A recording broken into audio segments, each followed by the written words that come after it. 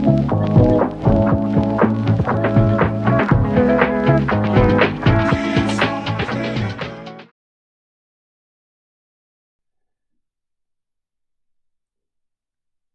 of the most interesting things that your mind and can experience during this transformation is that every single human being that has ever been born and will ever live are looking for the same thing. They know the same thing and they look for the same thing that the mind thinks is different from what they are. Now, the mind can quickly go in to say, well, that's what I am then. No point in looking anything further than me, the human. No, anything that you see, anything that you know, anything that you understand, anything that you get from another, even though you think they are the utmost, the top boy. But it's not that, you see.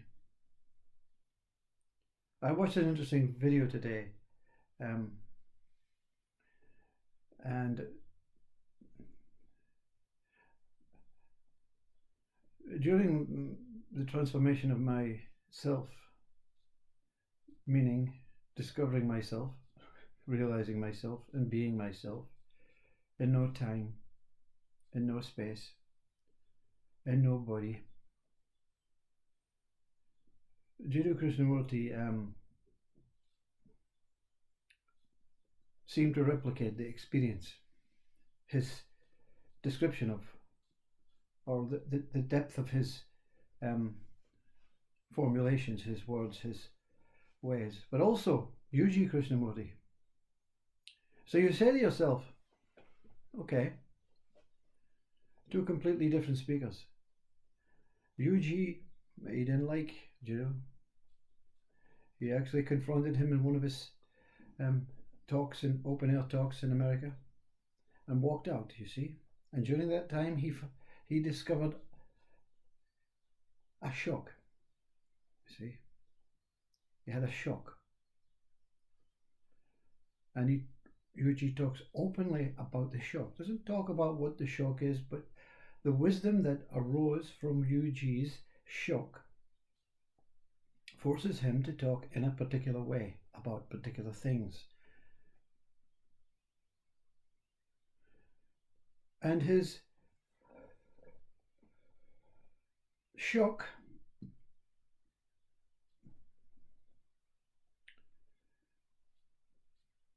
was so intense that the mind cannot store the whole story. Same as a human being. We cannot understand what's going on. We cannot understand what the future brings, what happened in the past. We cannot figure it out. We cannot logistically know that there is a God or there is many gods or Hinduism is the best. We cannot. So the mind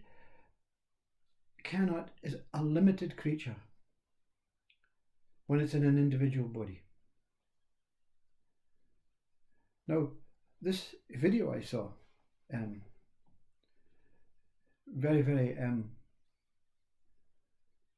tough for the others involved in this talk from Jiddu. It's called something about monkeys. You see, I can't retain information, titles and identities and stuff, It's difficult enough just managing to get the device to work. I got a new phone yesterday. I thought it would be easy. 4 days later, I'm still uploading, downloading, passwords, resetting this. I wanted to ask the young lad in the shop, but he was inundated by us oldies, not computing with today's technology, you see. Anyway, see, where did I go? The device. this shock about monkeys, that monkey mind is limited. He has this great talk. It's only a short video.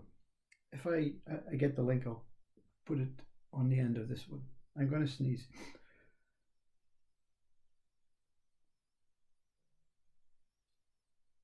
Saved by the shock. And he is having a talk with 4 or 5 incredibly, probably gifted and important society speakers. I don't know where they come from, religious, philosophy, science, whatever. And he explains to them about what it is that reveals the truth. And they don't get it, you see, because the idea of trying to come together to try and fix things is completely the wrong way. He says the monkey is a monkey. The monkey cannot know anything more than what the monkey is. It cannot become anything more than what it is. So therefore, what's the point of looking further than the monkey and what its limitations are? And of course, he is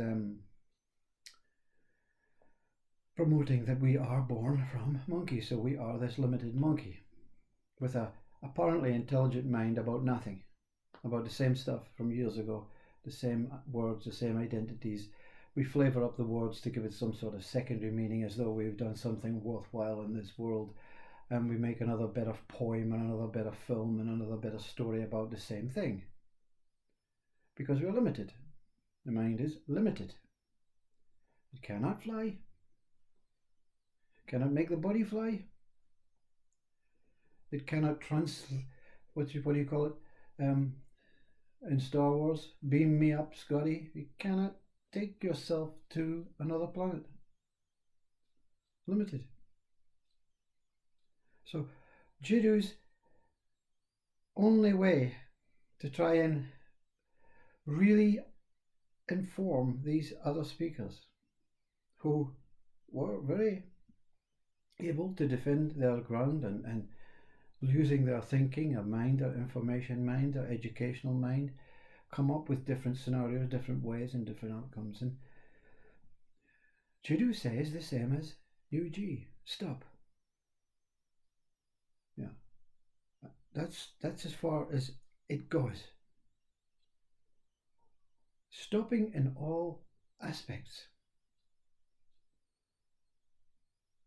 What can stop the mind, stop the thoughts, stop anything except the physical activities of the body and what is going on around the world, outside the world? What can stop the thoughts,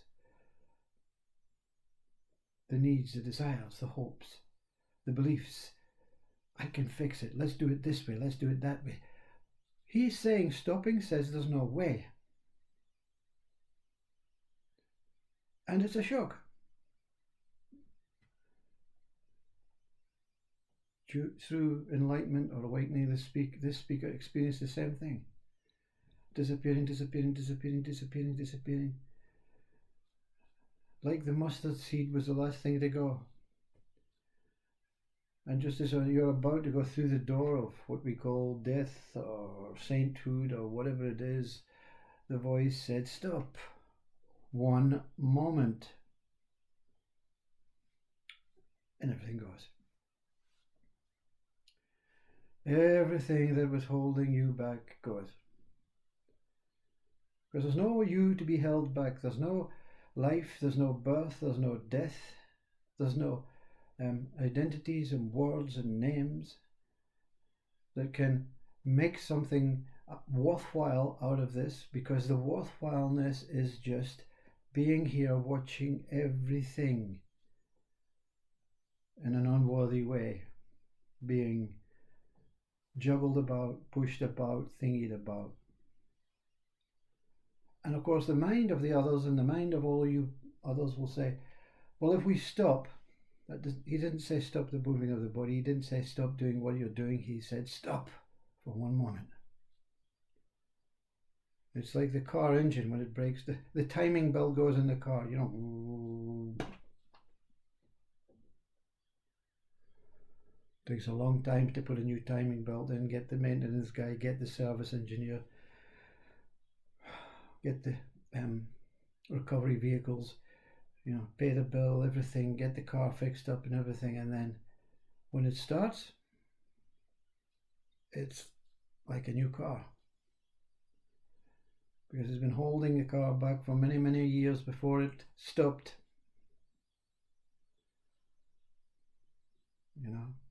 It's not a stopping, but the mind can say in our storytelling way, I started this story and then I stopped.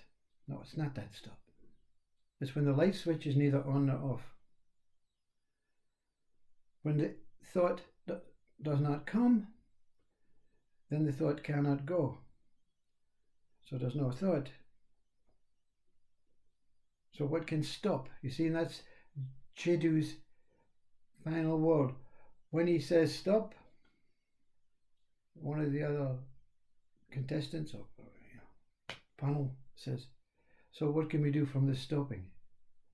He says, I'm stopped. There's a wall in front. I cannot go any further. This I cannot go any further. And he gets it. The other guy gets it, Okay, yeah, if you're stopped, you're stopped. And of course, the mind wants to keep going. The mind wants to keep driving. The mind wants to keep analysing. The mind wants to say, okay, what happens after this stop, before this stop? There is only this stop. U.G. Krishnamurti calls it the shock. Eckhart Tolle calls it also a kind of shock.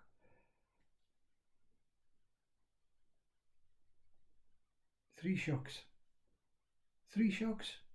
In front of the mirror, boom. Body taken away, mind taken away, collapses, laughs. Something laughs, something. Second shock. Consciousness is the only thing exists. Boom. Something dies. Third shock. One moment. It's your last chance. But there's no you. The shock is everything. And the shock experiences itself as the shock. As does the monkey experience itself as the monkey. Yeah? As does the cup experience itself as the cup. Cup cannot become anything other than a cup. It cannot become a light switch. It cannot become a television. It's the cup, you see. We, as human minds, create smaller versions of the shock. Cup. No more to be said. No more to do. And the body, when it dies, shock. Nothing. No more than the body and whatever state it is in after its failure to comply. So what the shock Yuji and Jiddu are both speaking about is the same shock. It's the same shock. And what it means,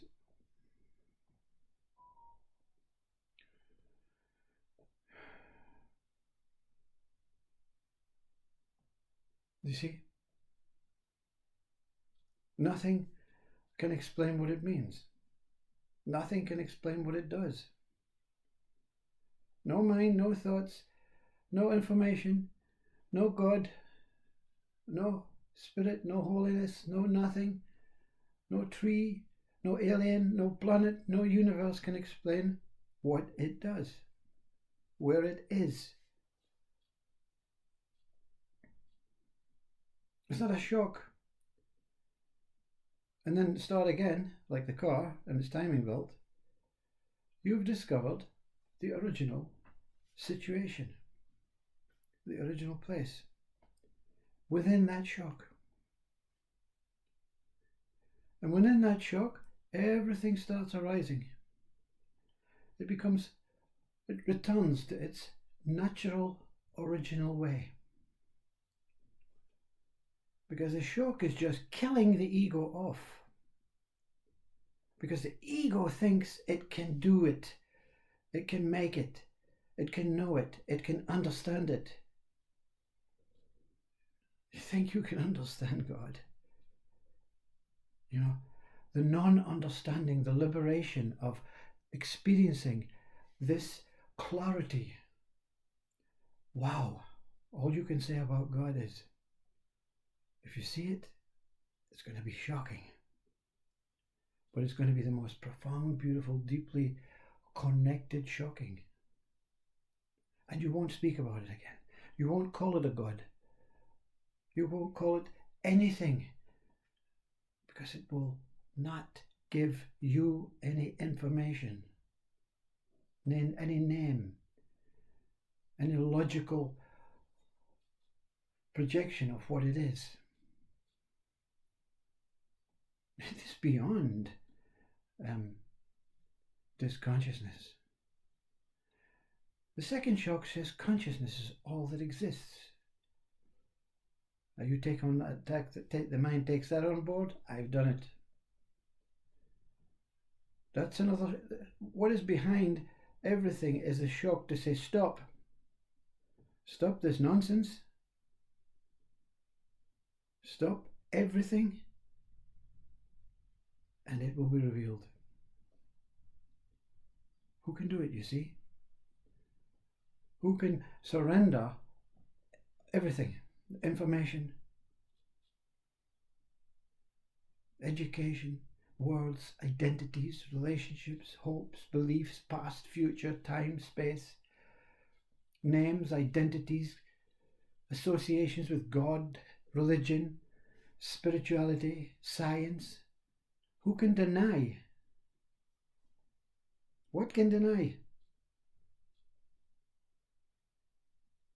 It's okay. It's not a practice.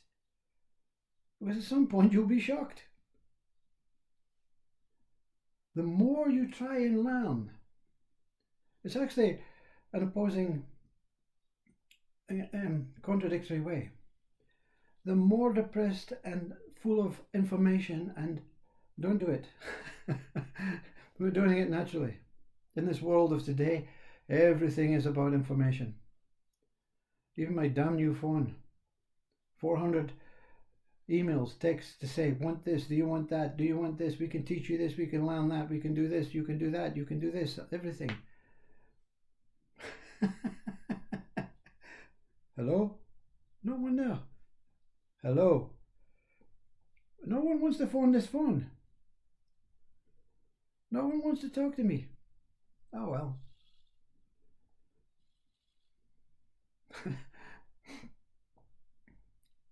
This shock creates the most profound dementia. I don't want that. Of course you don't want that. 9 years of your life in some sort of heavenly paradisial love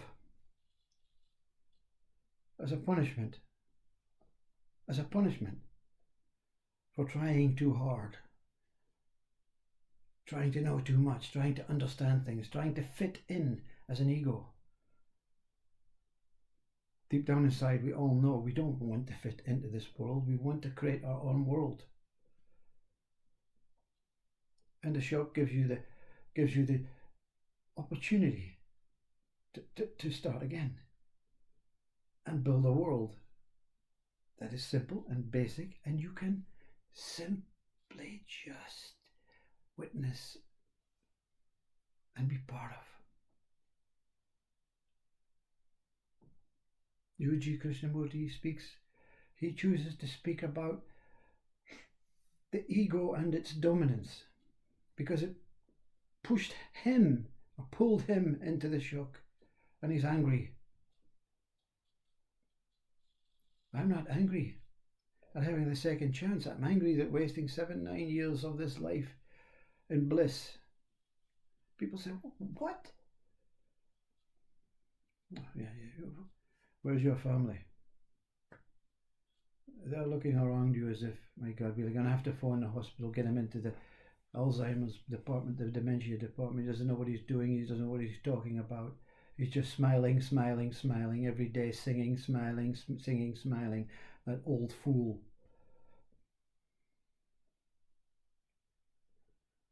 You know how you can. The best way to describe your state before the shock is a great story by Muji. Higher than that. That's what you feel. You're the man at the door knocking at the door. You're the whatever it is knocking at the door. That's a great explanation of being nothing. Beautiful nothing. I'm glad. But I'm ashamed. Same as Yuji must be ashamed. Jiddu's ashamed. That something has to shock you out of this monkey mind. And then offer you another version of same monkey mind.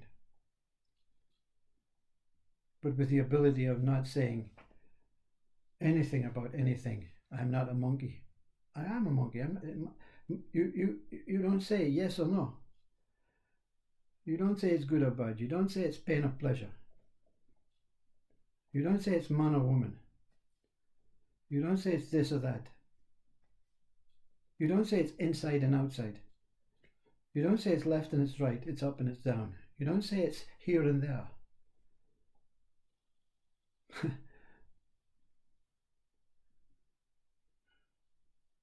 It just is.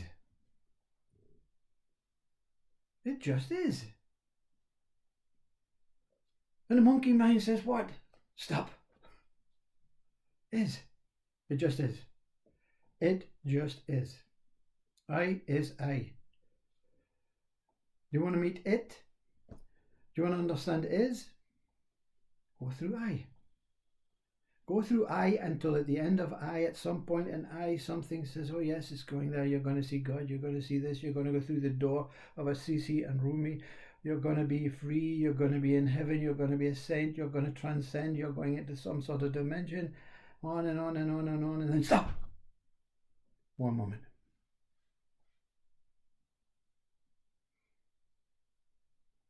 And all nonsense. All is nonsense. We can think it's sense.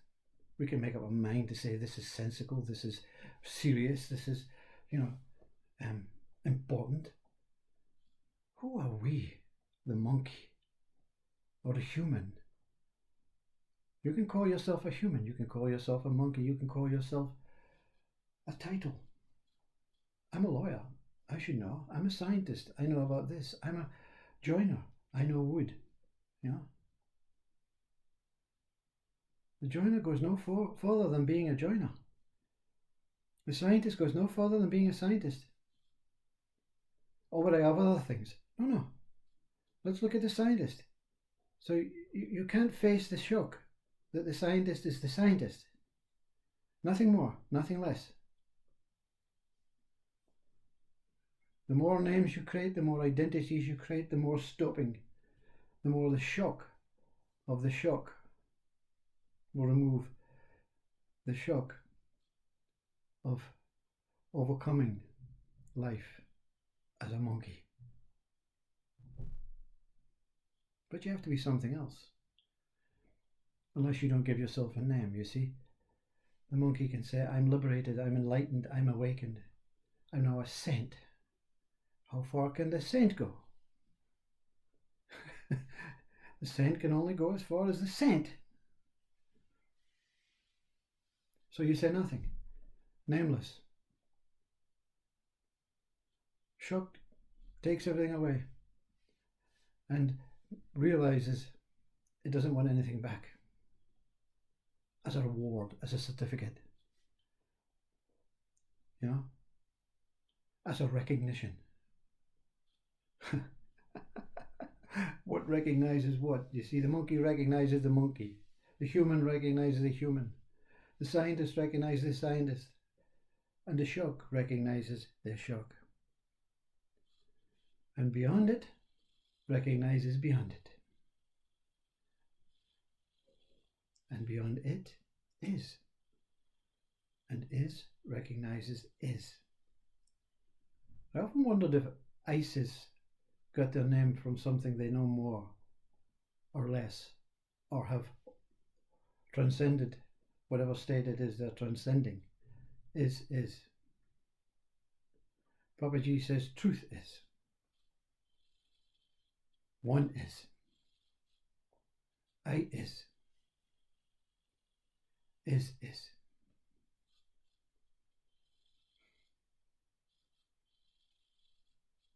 What is it for you? What is it for you? And what will it reveal other than is through I?